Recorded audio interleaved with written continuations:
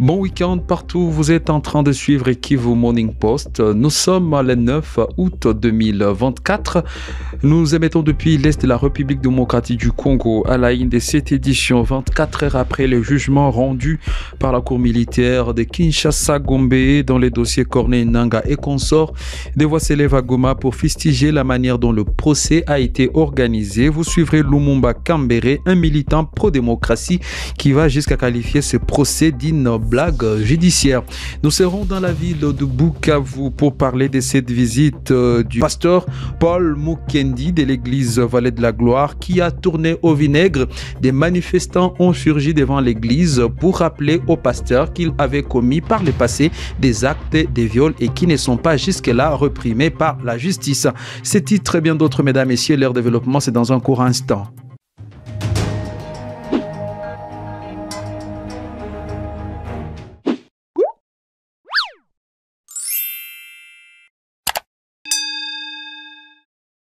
Ouvrons cette édition par les territoires de Lubero. Au moins un mort et des blessés graves lors d'une attaque survenue la nuit du jeudi à ce vendredi 9 août 2024 entre les jeunes résistants Wazalendo de IPLC contre le jeune patrouilleur du village Kandao situé à l'ouest de l'agglomération de Massoya.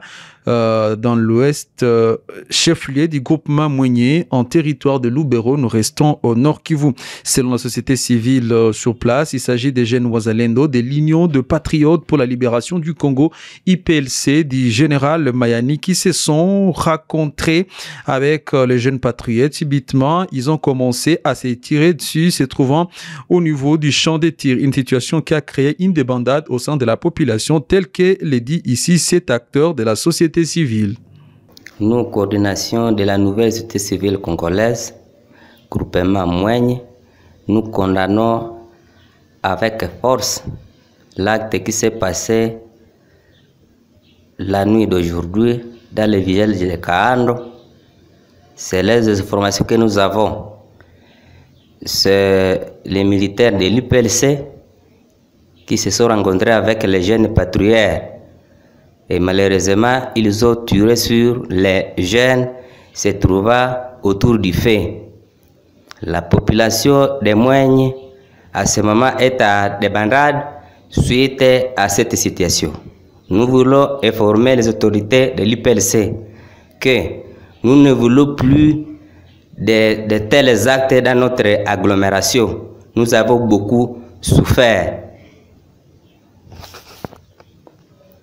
Nous voulons que les autorités de l'IPLC se trouvant à Kalunguta puissent diriger les enquêtes afin de dénicher l'auteur de cet acte et qu'il soit puni conformément à la loi congolaise. Merci beaucoup.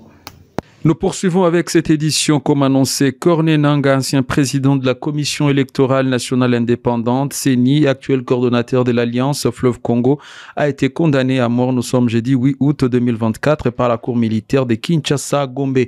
Reconnu coupable des crimes de guerre, des trahisons et des participations à un mouvement insurrectionnel, Nangaa devient l'une des figures les plus hautes placées à être sanctionnées dans le cadre des conflits qui déchirent l'Est de la République démocratique du Congo. Parmi également d'autres accusés qui ont été condamnés par la justice. Nous avons Bertrand Bissimois, mais également les majors Willy Ngoma. Réagissant à ces procès, les militants pro-démocratie Kambere Lumumba dénoncent la manière dont ce procès a été organisé et qualifient cela d'une véritable blague judiciaire. Suivez son intervention. Mais c'est une vaste blague comme toutes les autres que nous avons vécues au pays. Les discours malades de Félix, et avec sa justice malade que lui-même a qualifié de malade, avec ses décisions malades, nous avons vécu, en fait, nous avons vu une décision malade, venir une justice malade contre les rebelles qui sont sur terrain. Et cette décision, malheureusement, ne produira rien sur terrain, d'autant plus qu'ils sont là, et le seul moyen de les bloquer, de les contrer à se retirer de ces zones, c'est d'appuyer les FARDC, de les outiller et de les envoyer sur le front. Mais malheureusement, avec une décision comme ça, prononcée à Kinshasa, pour les gens qui sont à plus de 2000 km, bon, ça ne produira rien. C'est une bêtise, c'est une blague. Et moi, je m'en moque Parce que je n'attends rien de ça. Mais le Congo n'a pas de partenaires. On doit se le dire. Quels sont les pays amis du Congo? Il n'y a pas. On peut parler de l'Ouganda. L'Ouganda n'est pas notre pays ami. Parce que l'Ouganda est en train d'aider le M23 dans les Rutshuru et le Massissi. Le même Ouganda est en train d'aider le FARDC dans les territoires de Beni contre les ZDF. Donc l'Ouganda est en train de jouer le double G. Ce n'est pas un pays ami. Le Rwanda non plus. Le Rwanda est en train de soutenir le M23. Ce n'est pas un pays ami. Le Kenya, non, ce n'est pas un pays ami. Et le Burundi, oui, le Burundi peut-être nous aide, mais jusqu'à quel degré? Alors, on va compter sur qui? Le Congo n'a aucun pays ami. Et ça, c'est un problème de la diplomatie. Notre diplomatie qui est malade, au même moment que notre justice et notre politique. C'est grave. Dirigeons-nous dans la capitale de la République démocratique du Congo où le gouvernement congolais a encore dénoncé, alerté sur l'avancée des rebelles du M23 dans le Nord Kivu en dépit du cessez-le-feu décrété par les deux nations, à savoir la République démocratique du Congo et les Rwandais. Malgré les cessez-le-feu, les RDF et leurs supplétifs se sont une fois de plus illustrés par la violation du cessez-le-feu et de la trêve humanitaire des Luanda, notamment par l'occupation de 3 localités dans les territoires de Rutshuru, a dénoncé Thérèse Kaikwamba Wagner auprès des ambassadeurs accrédités en République démocratique du Congo. Détail avec Blaise Bassabossé. Lors d'une rencontre avec le chef des missions diplomatiques et les représentants des organisations internationales accréditées en République démocratique du Congo, la ministre des Affaires étrangères, Mme Chantal Mulumba, a dénoncé fermement la violation des cessez-le-feu par les forces de défense du Rwanda RDF et leurs alliés.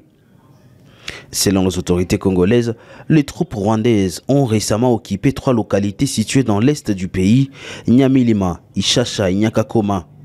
Ces actions constituent une violation directe des accords de Luanda qui visent à mettre fin aux hostilités dans la région et à favoriser un retour de la paix durable.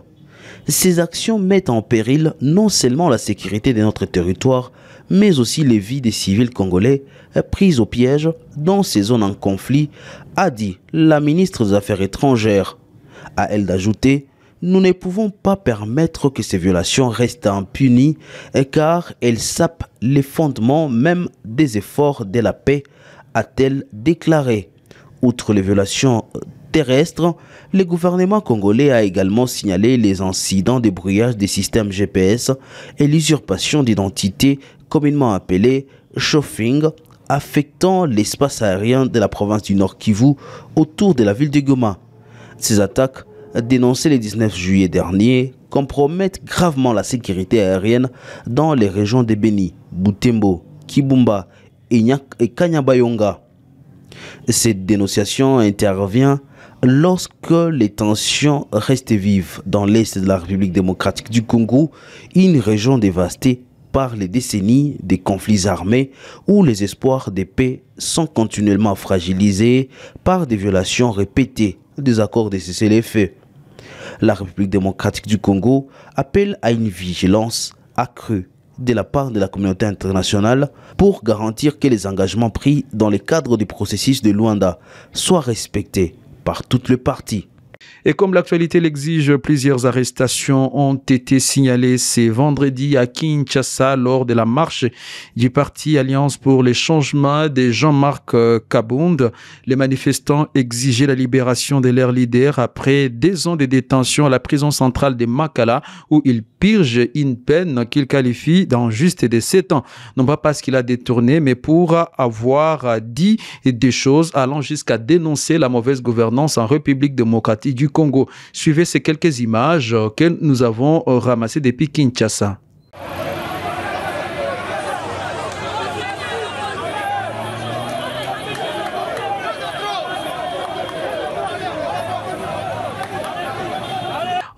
À Goma, Madame Priska Luanda Kamala, conseillère du gouverneur militaire ad intérim du Nord Kivu en charge de l'éducation, vient d'interdire aux chefs d'établissement d'imposer aux parents d'élèves l'achat des uniformes et autres fournitures scolaires. Elle a annoncé cette mesure dans un point de presse tenu ce vendredi 9 août 2024 au musée de Himbi. Madame Priska Luanda Kamala a également précisé que les parents sont libres de se procurer le fourniture scolaire, les journaux des classes et les uniformes dans le marché de leur choix. Les inscriptions sont gratuites pour cette année scolaire et ce n'est pas possible possible que les parents puissent payer les frais d'inscription. Suivez l'intervention de Priska Luanda Kamala. Tunawashukuru tena sana kwa kukua hapa mwai asubuhi. Sawa gisi mnajua tunakuwa na année scolaire yenye itaanza hapa mwezi wa Septembre, le 2 septembre. Na kwa leo tulipenda tuzungumzie kwa sababu tunakuwa na malalamiko mingi ya wazazi wenye wanasema ya kwamba kunakuwa wa chef d'établissement, wa préfet, wa directeur wenye wana exige ba parents kulipa ma frais ya inscription, kulipa uniforme, ma journal de classe kuma masomo. Lakini kwa leo tunawakumbusha ya kwamba hivyo vitu vyote vinakataziwa katika sekta yetu ya education, kwa sababu muzazi wote iko na droit ya kuenda kutafuta uniforme kusoko, kumarshe kwenye ataweza kuipata kubei rahisi, lakini hatuna ile obligation ya kuuzia uniforme wala kaye journal de classe kumasomo. Tulipenda tukumbushe hapa wale wa chef d'établissement kama mwenye ata exige ile uniforme journal de classe wala na mafrais ya inscription ya confirmation atazibiwa vikali, kwa sababu sawa vile mnajua tuko kwenye vita kwanza, lakini pia ma instructions zinakataza ile mabitu ya kuuzisha ya kuoblige batu bafe ma confirmation kuma masomo. Hivi mtu mwenye atafanya ile mavante ile kupercevoir makuta kubazazi, tutaweza kumwazibu.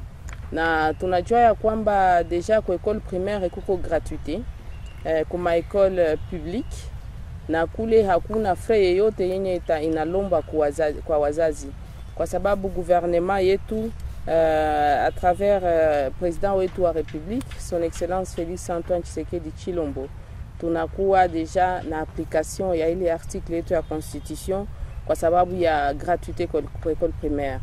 Lakini pia na kuma école privée, wakati promoteur ana créer masomo yake, ni kusema hawezi enda en dehors ya loi wala ma inscription zenye zinahitajika katika ile secteur. Na ile ma inscription pia inakataza meme ma école privée waweze kuuzisha ma uniforme, kulomba ma frais za confirmation za réinscription, ile yote inakataziwa. Lakini kunakuwa ma frais de scolarité zenye wataweza kulomba kwa wazazi, na ile pia inalombewa après réunion yenye watafanya na wazazi. Na mimi nawaza kwa sasa watu wote wenyewe wamekusha kuanza kulomba hiyo mafre mbalimbali wanapaswa kurudishia wazazi, na wenye hawazilomba wala wanapangilia kuzilomba waweze kuacha, kwa sababu tutaweza kufuatilia vikali na kuadhibu wenye watajituma kufanya hiyo mambo. Et pour terminer, la visite du révérend Paul Mukendi à l'église Vallée de la Gloire à Bukavu au cœur d'une polémique, alors qu'il s'apprêtait à faire son entrée dans cette église pour bénir les peuples dédiés. Ce pasteur reconnu mondialement a été repéré par un public bukavien en colère qui n'a pas tardé à s'opposer à sa venue dans cette ville. Et ce public en a profité pour rappeler à cet homme dédié les actes de viol qu'il avait commis et qui jusque-là sont impunis. Et je vous laisse suivre ces images que Kivu Morning Post n'a pas voulu commenter.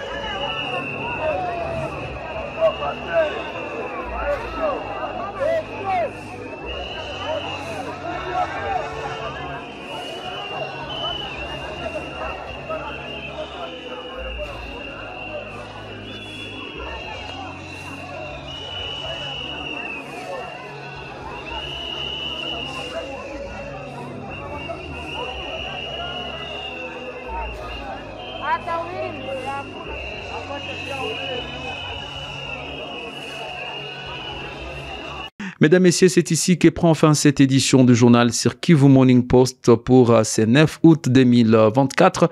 Merci de nous avoir suivis.